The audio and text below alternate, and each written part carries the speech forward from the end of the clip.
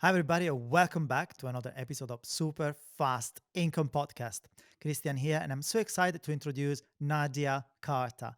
Nadia's journey started in Sardinia, and today she is in New York working for Google. So she overcomes so many obstacles, and I'm so excited to have her on this podcast because I'm sure this conversation will spark some interesting idea. She started her career in a French startup and now lead a team at Google, focusing on AI and tech services. Besides her tech role, she's also a mentor, a speaker, and the creator of Spark Your Zeal, a project that inspires passion in work life. Nadia, welcome to the show. Hi, Christian. Hi, everybody. Thanks for having me. Such a pleasure. So, can you tell us a little bit about yourself and how did you end up working for Google in New York? Wonderful question. So, I was born and raised in Sardinia. And for those of you that don't know the island, I absolutely encourage you all to check it out. It's this beautiful, gorgeous place with white sands, Caribbean waters, like a dream.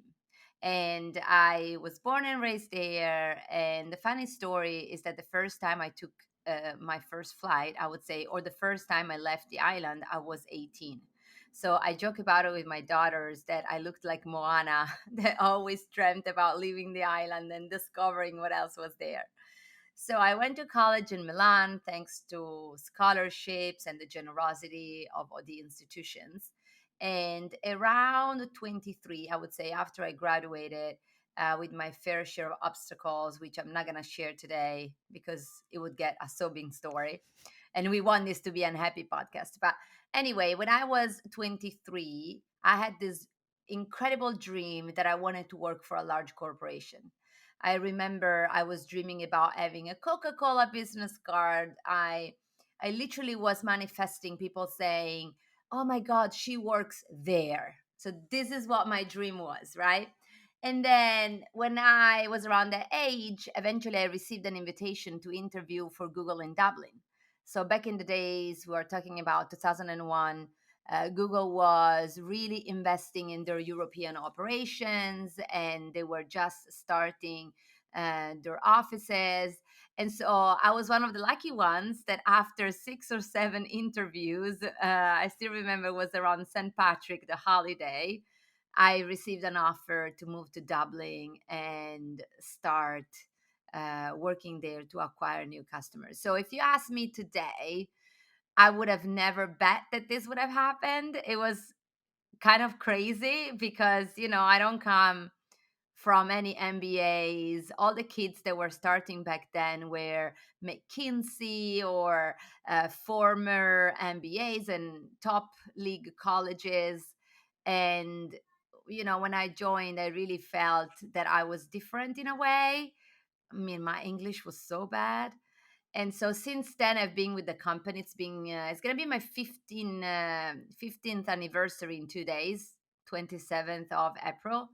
And I traveled the world and I changed so many roles. And, eventually 4 years ago, I ended up here in New York.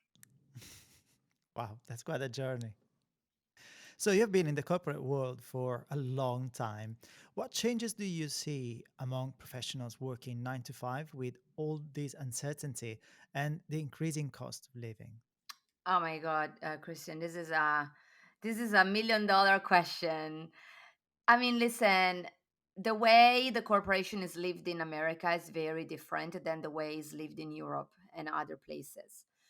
In America, for those that are listening, the job security that we experience in Europe is very different. The way the legislation, the way the workforce operates, you need to live your days knowing that eventually, if the strategy changes and restructuring happens, your job will be, or your job role will be eliminated, right? Nothing personal. It's just the pace that the business goes by.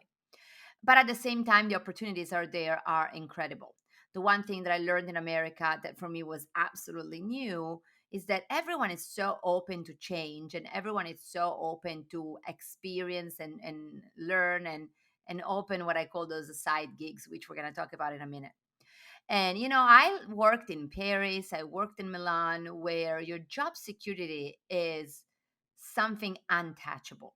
Like, especially the French regulation, when you are in Paris, you can rest assured that you're safe. And even if in the occurrence that the company might want to eliminate your job, you would get a pretty generous multi-year severance. And so, this main difference between Europe and America for me was the first lesson that I was like, okay, I'm here in New York now. I love it. The city moves so fast, and salaries are higher than the one in Europe, yet the cost of life is absolutely exponentially more expensive. And I looked myself in the mirror and I said, wait a moment, I can't operate in the same way that I was operating in Europe, because I might wake up one day and my job might not be here anymore. And those of you that have been following the adventures of the tech industry, only in 2024, 70,000 people have been laid off in America, and they continue to be every day. And so it's really important that as an individual, if you are in a corporation, you start thinking about, what am I building for myself? What is the incomes that I am planning? And in America, for example, there's a lot of conversations about passive income. What are those activities that you're lining up for yourself that, even if one day you might not have your 9 to 5, you can rest assured that you have another source. So this for me has been one of the biggest learning in this career, Christian, and we can dwell on it.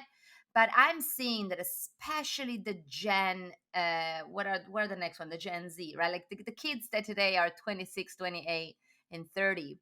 They have a different mindset. Like, for them, the corporation is not anymore the arrival point, the thing that you do until you retire, but it's a 9 to 5. And so even the emotional connection is very different from when we started. So I'm going to pause there, because I know I said a lot of things, but this has been one of my biggest observations right now.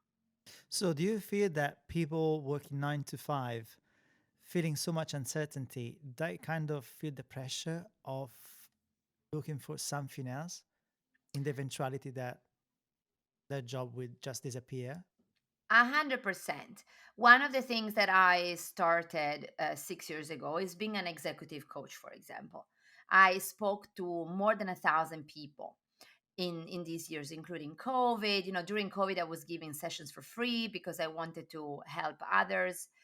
And 1 out of 3 people, they always come with the same observation, which is, I ended up in this career for a variety of reasons. I mean, I'm not going to hide, the tech companies are great. They give you so many benefits, and the salaries is so generous. And so it's a great career if you end up being in one of those. But the pattern is always the same. I ended up in this career for a reason, whatever the career is. I'm now in that point in my life where maybe I have kids, or I'm, more reflective of what I'm building, and I want to know what's next, right? Like, what is my next path? What is my passion? And let's be honest, there's also a question of, what's your life purpose? And whenever people start like this, and they always say, oh my God, Nadia, you are able to create this other thing for yourself. It's so admirable. As you said, I work in AI and tech, but I often speak about life purpose. I'm always asking people, what are you here on this planet to accomplish?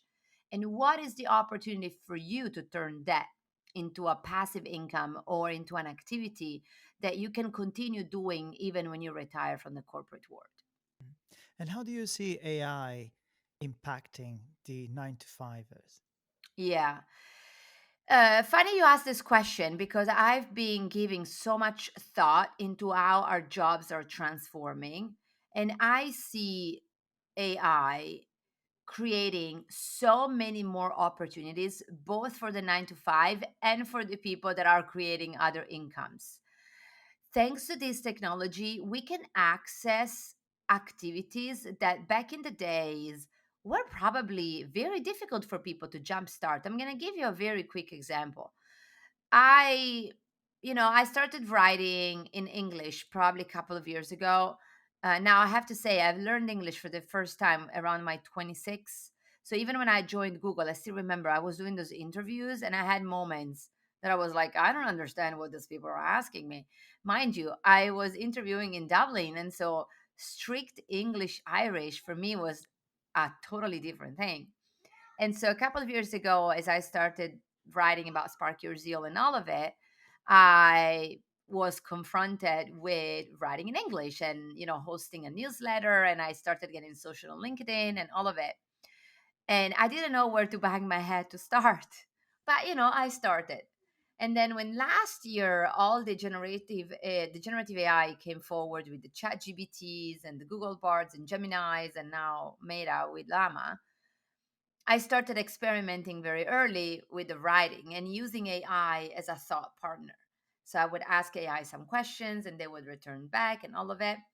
And it made me such a better writer. And it really allowed me to learn from the technology on how to improve my writing.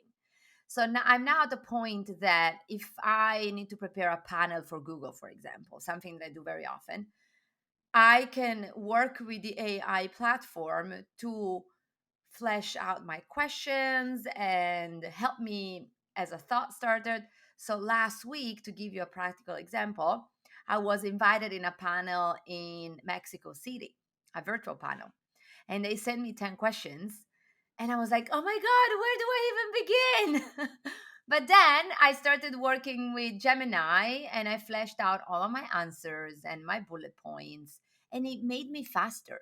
It made me more productive, made me more effective. Still Nadia. So for those of you that are worried that AI is going to take your jobs, I guess it's going to take a lot of more years for that. And it made me a better panelist in like half an hour. Probably 5 years ago, it would have taken me an entire afternoon. Yeah, and it makes sense. I think moving forward, more strategists will be required than actually people that execute on things. And so it's really interesting how this is impacting the current job. So you have a podcast as well where you interview leaders, and it's called the 99 Humans Podcast. Why did you start that podcast? Oh, thank you for asking. So, the journey of 99 Humans started 2 years ago. We're going to be 2 years in September. And Jeff and I started it because we observed that for middle managers like us, there was very little inspirational content out there. There was a lot of content if you are a CEO, if you are a VP, if you manage hundreds of people. There's content if you are an IC, but there was little content for those managers like us that are frontline and often little cared for, if you want me to be very honest. And during the pandemic, our VP was hosting this event that was called Safe Space, where everyone could come and talk freely and really expose their vulnerabilities. This was the time also that Brene Brown started to be everywhere, talking about emotions and talking about how can you be authentic in the workplace. And so Jeff and I looked ourselves in the eyes and said, how beautiful would it be if we have a platform where we can give voice to leaders that are willing to talk about what is the mess about managing others? What is the mess about leading in a corporate world or in every other world?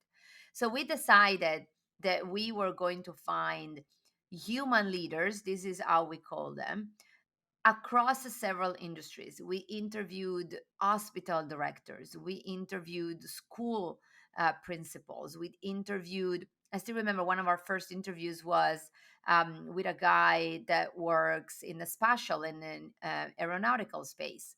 And so we really started hunting for all of these people that have different backgrounds.